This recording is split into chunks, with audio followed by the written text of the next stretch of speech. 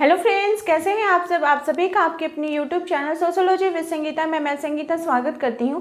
और इस चैनल के माध्यम से हम लोग सोशियोलॉजी के कॉम्पिटिटिव एग्जाम का प्रिपरेशन करते हैं, जिसके अंतर्गत आपको यूट्यूब पे झारखंड माध्यमिक आचार्य, झारखंड एलिजिबिलिटी टेस्ट, जेपीएससी जो एग्ज़ाम कंडक्ट करवा रहा है जेट का, उसका सोशियोलॉजी का सिलेबस, और रात के 8 बजे बीपीएससी टीआरई 4.0 के सोशियोलॉजी के सिलेबस को हम लोग कवर कर रहे हैं।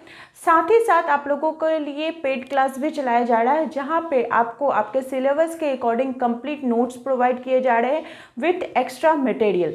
एक्स्ट्रा मटेरियल की मैं बात इसलिए कर रही हूँ कि कोई भी आप एग्ज़ाम का पैटर्न ले लो, चाहे वो झारखंड का हो, यूपी का हो, बिहार का हो, कहीं का भी, तो उसमें जो सिलेबस आपको दिया जाता है उसके अलावा भी आपको 10 से 15 क्वेश्चन जो रहते हैं वो आउट ऑफ सिलेबस रहते हैं। तो उन आउट ऑफ सिलेबस को भी जैसे हम लोगों का कवर हो जाए, इसकी के लिए हम लोगों को कुछ एक्स्ट्रा मटेरियल भी पढ़ना पड़ता है। तो वो सारे चीज़ें, सारे स्टडी मटेरियल्स आपको पेड ग्रुप पे प्रोवाइड किए जा रहे हैं। प्लस झारखंड माध्यमिक आचार्य का टेलीग्राम पे टेस्ट भी स्टार्ट हो चुका है, जो कि सितंबर के 1 तारीख से स्टार्ट हो गया है। और जहाँ पे आप लोगों को डेली टॉपिक दिया जाता है, रात के 9 बजे टेस्ट होता है टेलीग्राम पे, जहाँ पे आप लोगों को टॉपिक दिया जाता है उसके अकॉर्डिंग टेस्ट होता है।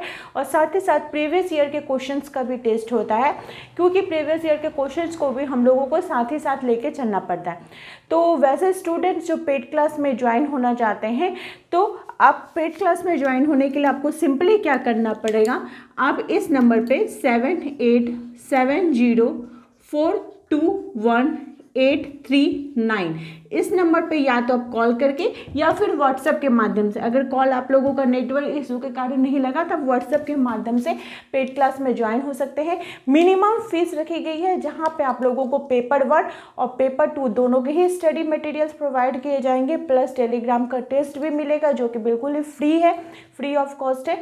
तो इसके साथ क्या होगा कि आप लोगों का थ्योरी का भी प्रैक्टिस होते चलेगा और साथ ही साथ आप लोगों के क्वेश्चंस के भी प्रैक्टिस होगी। आज जो हमारा टॉपिक है वो है झारखंड माध्यमिक आचार्य समाजशास्त्र विषय के अंतर्गत आपको यूनिट 19 में दिया गया है नमूनाकरण यानी सैम्पलिंग, ये टॉपिक दिया गया है। आप देखे होंगे आपका जो सिलेबस होगा, और आप देखिए मैं जो भी टॉपिक हो उसको इस हिसाब से आप लोगों के लिए नोट्स बनाई हो, ताकि उन चीज़ों को पढ़ने के बाद आपको कहीं एक्स्ट्रा पढ़ने की जरूरत नहीं पड़े। जैसे मैं बात करूँ नमूनाकरण की, तो आप देख सकते हैं ये आपका मेरा हैंड रिटन नोट्स है जो मैं आपको प्रोवाइड करूँगी। तो आप यहाँ पे देखिए, ये यहाँ से नमूनाकरण का स्टार्ट हुआ है सारे क्लासेस। इसी के अंतर्गत आपको सारे मटेरियल जो भी उस टॉपिक से रिलेटेड है वो सारे ही प्रोवाइड किए जाएंगे। यहाँ तक आप लोगों का यूनिट 19 है। तो चलिए आज के क्लास को हम लोग स्टार्ट करते हैं। तो सबसे पहला है कि नमूनाकरण। नमूनाकरण क्या होता है? नमूनाकरण को क्या बोला था? नमूना को हम लोग सैम्पलिंग के नाम से जानते हैं, जिसके अंतर्गत हम लोग को बोला गया कि अर्थ एवं प्रकार। तो नमूनाकरण क्या होता है? यह आंकड़ा संग्रहण की एक प्रक्रिया होती है। नमूनाकरण क्या होता है? ये एक आंकड़ा संग्रहण की एक प्रक्रिया होती है। मेनली जो नमूनाकरण है वो कहाँ पे यूज़ किया जाता है? तो जनसंख्या का अच्छा प्रतिनिधि करने के लिए हम लोग इसका यूज़ करते हैं। जब जनसंख्या का गणना किया जाता है, उसका अध्ययन किया जाता है, तो हम लोग किसका प्रयोग करते हैं? सैम्पलिंग का। ठीक है, डाटा सैम्पलिंग का प्रयोग करते हैं, नमूनाकरण का हम लोग प्रयोग करते हैं। नमूनाकरण को और किन किन नामों से जाना जाता है? तो इसे निदर्शन, न्यायादर्श, प्रतिचयन या प्रतिदर्श के नाम से जाना जाता है, जिसका कि इंग्लिश होता है सैम्पलिंग। ठीक है, सामाजिक अनुसंधान में हम लोग क्या पढ़ रहे हैं? आप लोगों को बोला गया कि हम लोग सामाजिक अनुसंधान का टॉपिक पढ़ रहे हैं। इसके अंतर्गत जो जो आपके इंपॉर्टेंट टॉपिक है, जो सिलेबस में मेंशन है, उन सभी को कवर करवाया जा रहा है। जिसमें बोला जा रहा है कि सामाजिक अनुसंधान में निदर्शन यानी जो नमूनाकरण है पद्धति का अत्यधिक महत्व होता है, बहुत अच्छे प्रकार से इसका प्रयोग किया जाता है। बोलते हैं यदि किसी समाज या समूह का हम लोगों को अध्ययन करना है तो हमको कुछ इकाइयों का चयन करना पड़ता है। अब तो पूरा सोसाइटी का अध्ययन नहीं कर सकते हैं ना। जैसे एम.एन. श्रीनिवास जी ने जब आदिवासी समूह का, तो उस जगह पे जाकर वो एक आदिवासी समूह में गए, वहाँ पे जाकर उन्होंने अध्ययन किया। तो ये बोल रहा है कि किसी समाज का जब हम लोगों को अध्ययन किया जाता है, हमें एक छोटे से इकाई का, कुछ इकाइयों का हम चयन करते हैं, जिसमें समाज व समूह के गुणों का प्रतिनिधित्व हो, तो इसे हम निर्दर्शन पद्धति कहते हैं। सामाजिक अनुसंधान में मुख्य रूप से 2 विधियों को अपनाया जाता है। एक को क्या बोला था, जनगणना पद्धति, और दूसरे को क्या बोला था, निदर्शन पद्धति कहा जाता है। जनगणना पद्धति जो होती है उसमें हम प्रत्येक इकाई के संपर्क में स्थापित करते हैं। इसके विपरीत पूरे समूह से कुछ इकाइयों को चुनते हैं और उन इकाइयों, जो चुनी हुई इकाइयाँ होती हैं, उनका हम लोग निदर्शन करते हैं। ठीक है, तो निदर्शन क्या है, ये सांख्यिकी विश्लेषण में प्रयोग करने वाली एक प्रक्रिया होती है। नमूना अर्थात सैंपल और जनसंख्या, इन दोनों में अंतर रहता है, उसे भी हम समझने का प्रयास करेंगे। नमूना क्या होता है, ये जनसंख्या का एक छोटा सा भाग होता है, जो हमारी सोसाइटी, हमारी जनसंख्या, उसका छोटा सा भाग होता है, और जो कि संपूर्ण जनसंख्या का प्रतिनिधित्व करता है, उसके लिए इसको चुना जाता है। जनसंख्या में संपूर्ण आबादी आ जाती है, जिसमें शोधकर्ता, जो रिसर्चर होते हैं, वो सभी के हितों का सही माप के आधार पर जब उन चीज़ों को सम्मिलित करते हैं, उन डेटा को सम्मिलित करते हैं, तो उनको निदर्शन या सैंपल बोल। आप सिंपल तौर पर समझिए, अब घरेलू भाषा के रूप में इसको अगर समझना चाहते हैं, तो जब आप चावल बना रहे होते हैं, ठीक है, चावल आप पका रहे होते हैं, जब वो भात बन जाता है, ठीक है, तो उसके लिए आप क्या पूरा चावल को देखते हैं, कैसे देखते हैं, आप वो उठाकर एक चावल को दबाकर देखते हैं कि हाँ ये बॉइल्ड हो गया है कि नहीं। अगर बॉइल्ड हो गया तो आप समझ जाते हैं कि हाँ कि ये जो पूरा चावल है अच्छे प्रकार से पक चुका है, अब ये एक भात बॉइल्ड राइस में बदल चुका है। तो उसी प्रकार से नमूना जो होता है, ये किसी भी अनुसंधान की आधारशिला है और अध्ययन से पूर्व ये निर्धारित किया जाता है कि इन एक इकाइयों का हम लोगों को अध्ययन करना है। संपूर्ण का तो कोई भी अध्ययन कर नहीं सकता, तो कुछ इकाइयों का चयन किया जाता है जहाँ पर इसका अध्ययन किया जाता है। तो इसकी विभिन्न परिभाषाओं को हम लोग समझते हैं कि गुडे एवं हॉट ने कहा है कि एक निदर्शन संपूर्ण समूह का न्यूनतम प्रतिनिधि है। एक निदर्शन यानी एक सैंपलिंग जो संपूर्ण समूह है उसका न्यूनतम प्रतिनिधि, जैसे छोटे से इकाई का या किसी चिन्हित इकाई का हम लोग उसका चूज करके अध्ययन करते हैं। यंग के अनुसार एक सांख्यिकी निदर्शन उन संपूर्ण समूह या योग का अति लघु चित्र है जिसमें से निदर्शन किया जाता है। बोगार्ट्स महोदय के अनुसार निदर्शन एक पूर्व निर्धारित योजना के अनुसार इकाइयों के एक समूह में से निश्चित प्रतिशत का चयन किया जाता है। ठीक है, तो ये जो परिभाषाएं हम लोग पढ़ें, इसके आधार पर अगर आपको बोला जाए कि आप बताइए कि सैंपलिंग की क्या क्या विशेषताएं हैं, तो क्या है, ये प्रतिनिधि इकाइयों का अध्ययन करता है, विस्तृत क्षेत्र का अध्ययन करता है, ठीक है, निर्वाचित जो इकाइयां हैं उसका बृहद अध्ययन करने के लिए इसका प्रयोग किया जाता है, सूचनाओं की प्राप्ति में हमें सुविधा होती है, और जो प्राप्त सूचनाएं हैं अगर हम उसका पुनः परीक्षण करना चाहें, फिर से उसका जांच करना चाहें, तो ये संभव हो सकता है। तो सैंपलिंग के गुण कौन कौन से हो गए, इससे हम लोगों का समय का बचत होता है, क्योंकि हमको सीमित क्षेत्र का ही अध्ययन करना होता है, तो समय का बचत होता है, परिश्रम का बचत होता है, निष्कर्ष जो होते हैं वो परिशुद्ध होते हैं कि अगर कोई दूसरा भी आकर उसको जांच करे तो उसको सही रिजल्ट ही मिले, वही रिजल्ट मिले।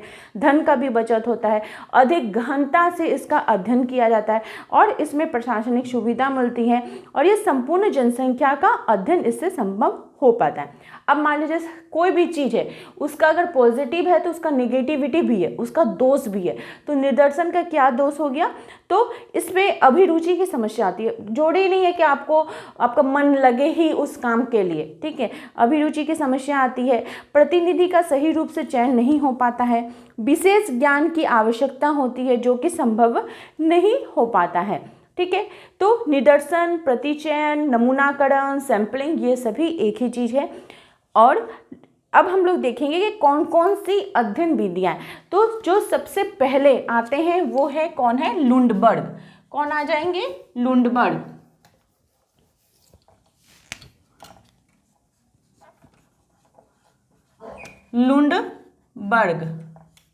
लुंडबर्ग ने अध्ययन की 3 पद्धतियों की चर्चा की है। कितनी पद्धतियों की चर्चा की है लुंडबर्ग ने, तो अध्ययन के लिए 3 पद्धतियों की चर्चा की है।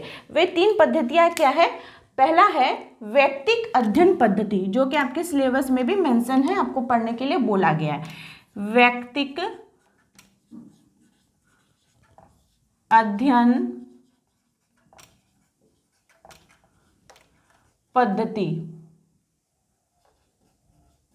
जिसको कि बोला जाता है केस स्टडी। क्या बोला जाता है, केस स्टडी। दूसरा ये बात करते हैं जनगणना या संगणना विधि।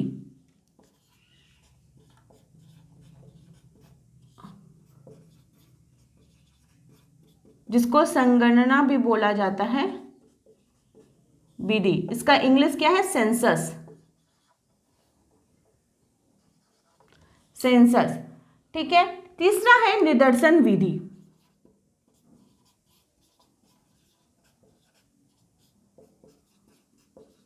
जिसको कि क्या बोला जाता है? सैंपलिंग। क्या बोला जाता है? सैंपलिंग बोला जाता है।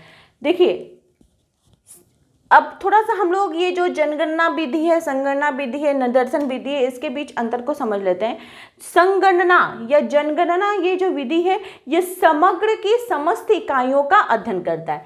क्या करता है? ये समग्र की समस्त इकाइयों का अध्ययन करता है। और नमूनाकरण में क्या होता है? जब समग्र की कुछ इकाइयों का समस्त नहीं, कुछ इकाइयों का अध्ययन किया जाए तो हम लोग किसका प्रयोग करते हैं? नमूनाकरण का प्रयोग करते हैं, निदर्शन विधि का प्रयोग करते हैं, ठीक है। और जो समस्त इकाइयां हैं, जो क्षेत्र हैं, जब उसका योग निकलता है तो वो किसके माध्यम से? तो निदर्शन के माध्यम से ही निकाला जाता है, ठीक है। तो सामाजिक अनुसंधान में इसका व्यवस्थित प्रयोग किया जाता है और इसका सामाजिक अनुसंधान के क्षेत्र में प्रयोग सबसे पहले किनके द्वारा किया गया? तो 1906 में किनके द्वारा? बाउले। किनके द्वारा? बाउले महोदय ने लंदन के घड़ों का जब उन्होंने अध्ययन किया तो इसके लिए वे किसका प्रयोग करते हैं? देव निदर्शन का प्रयोग करते हैं। देव निदर्शन का प्रयोग करके किस क्षेत्र में? तो सामाजिक अनुसंधान के क्षेत्र में इसका प्रयोग करते हैं, ठीक है। हम लोग अब पढ़ेंगे कि नमूनाकरण ये जो चयन पद्धति है इसका विधि कौन कौन सा है या फिर इसके चरण कौन कौन से हैं। इसको हम लोग देखेंगे कि नमूनाकरण की चयन विधियां कौन कौन सी हैं। यहाँ तक आप लोगों को बातें जो हैं वो अच्छी प्रकार से समझ में आ गई। अब हम लोग का जो टॉपिक है वो है नमूनाकरण की चयन विधियां।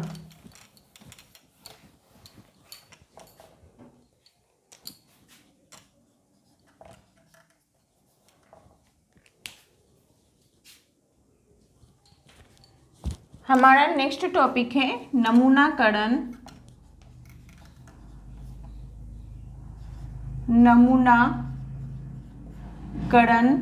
की चयन विधियां, या फिर हम इसको चरण के रूप में भी समझ सकते हैं। तो क्या क्या इसका है? समग्र का ये निर्धारण करता है। क्या करता है?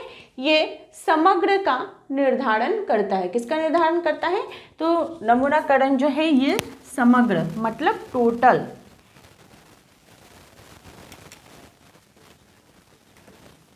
समग्र का निर्धारण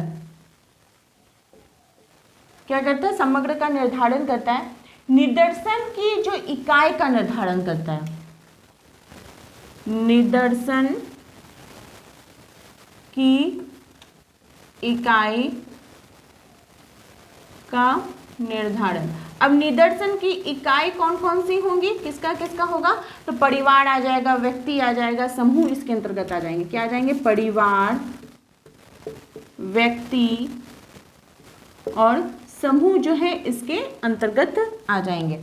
फिर है इसमें स्रोत सूची बनाई जाती है। क्या की जाती है? स्रोत सूची बनाई जाती है, जिसके अंतर्गत जिसमें जो समग्र इकाइयां होती हैं उन समस्त इकाइयों का नाम दिया जाता है, एक सूचीबद्ध तैयार किया जाता है, ठीक है। फिर निदर्शन का आकार का निर्धारण किया जाता है। निदर्शन का आकार का निर्धारण किया जाता है। किसका निर्धारण किया जाता है? तो निदर्शन का आकार का निर्धारण किया जाता है। निर्दर्शन पद्धति का चयन किया जाता है। निदर्शन की जो पद्धति है, निदर्शन की पद्धति का चयन किया जाता है। निदर्शन की पद्धति का चयन किया जाता है। ये है नमूनाकरण की चयन विधियां। क्या है? नमूनाकरण की चयन विधियां। अब हम लोग देखेंगे निदर्शन के प्रकार। ये जो नमूनाकरण है, ये निदर्शन है, इसके कौन कौन से प्रकार है इसको देखेंगे। इसको आप लोगों को स्क्रीनशॉट लेना है तो आप लोग इसको ले लीजिए, ठीक है। अब हम लोग देखेंगे जो नमूनाकरण है उसके प्रकारों को। अब हम लोग का जो नेक्स्ट टॉपिक है वो है ये नमूनाकरण, इसके प्रकारों को देखेंगे। तो इसको हम लोग ऐसे इसको डिवाइड कर लेते हैं। नमूनाकरण के प्रकार क्या हो गए, इधर हो गया पहला नंबर में प्रोबेबिलिटी या रैंडम सैंपलिंग, और रैंडम सैंपलिंग के नाम से इसको जाना जाता है। इधर है नॉन प्रोबेबिलिटी, नॉन प्रोबेबिलिटी और नॉन रैंडम सैंपलिंग। ठीक है, ये सैंपलिंग के दो भाग हो गए, प्रोबेबिलिटी और रैंडम सैंपलिंग, नॉन प्रोबेबिलिटी और नॉन रैंडम सैंपलिंग। प्रोबेबिलिटी और रैंडम सैंपलिंग के अंतर्गत जो पहला आता है वो है सिंपल रैंडम सैंपलिंग। क्या आता है, simple random sampling, simple random sampling. Probability और रैंडम सैंपलिंग के अंतर्गत पहला जो आता है वो है simple random sampling. Simple random sampling के अंतर्गत कौन सा आएगा, जैसे जो लॉटरी विधि आती है, जो लॉटरी विधि होती है वो इसके अंतर्गत आएगा। दूसरा हो गया systematic sampling, systematic sampling. Systematic sampling के अंतर्गत क्या आ जाएगा, जो कार्ड विधि आती है, कार्ड विधि जो होता है वो इसके अंतर्गत रखा जाता है। नेक्स्ट है stratified sampling, stratified sampling. Stratified sampling के अंतर्गत आपका नियमित अंकन विधि आता है, नियमित अंकन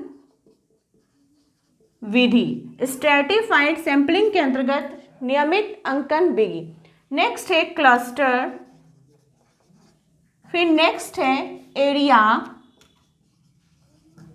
फिर है multi stage. Cluster, area, multi stage. Cluster के अंतर्गत आपका टिप्पेट विधि आएगा, टिप्पेट विधि, क्लस्टर के अंतर्गत टिप्पेट विधि। फिर एरिया के अंतर्गत ग्रिड विधि आता है। क्या आता है, एरिया के अंतर्गत आपको ग्रिड विधि देखने को मिलेगा, एरिया के अंतर्गत आपको ग्रिड विधि देखने को मिलेगा। ठीक है, उसके बाद अब हम लोग नेक्स्ट जो बढ़ते हैं वो है नॉन प्रोबेबिलिटी और नॉन रैंडम सैंपलिंग। इसके अंतर्गत आपके कौन कौन से आएंगे उसको हम लोग देखते हुए चलते हैं। तो नॉन प्रोबेबिलिटी और नॉन रैंडम सैंपलिंग के अंतर्गत पहले आएगा जजमेंट सैंपलिंग। क्या आएगा, जजमेंट सैंपलिंग,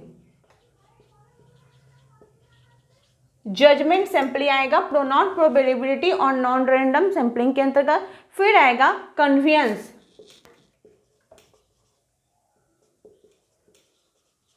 क्या आएगा, कन्वेंस। नेक्स्ट आएगा कोटा, नेक्स्ट पैनल, नेक्स्ट आपका स्नोबॉल सैंपलिंग, स्नोबॉल सैंपलिंग। ये आपका नॉन प्रोबेबिलिटी और नॉन सैंपलिंग के अंतर आएगा।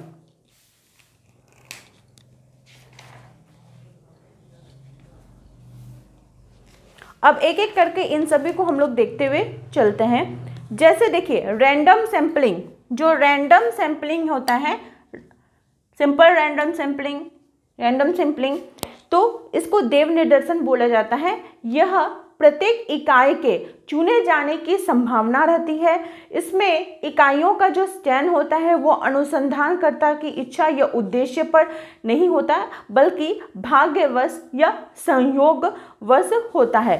ठीक है, जो लॉटरी विधि होती है, ठीक है, लॉटरी में जिसका नाम आ जाएगा उसका चयन हो जाएगा। सबका नाम दिया जाता है, सबका नाम लिखकर एक बॉक्स में भरा जाएगा, जिसका लक रहेगा, जिसका भाग रहेगा, उसका चयन हो जाएगा।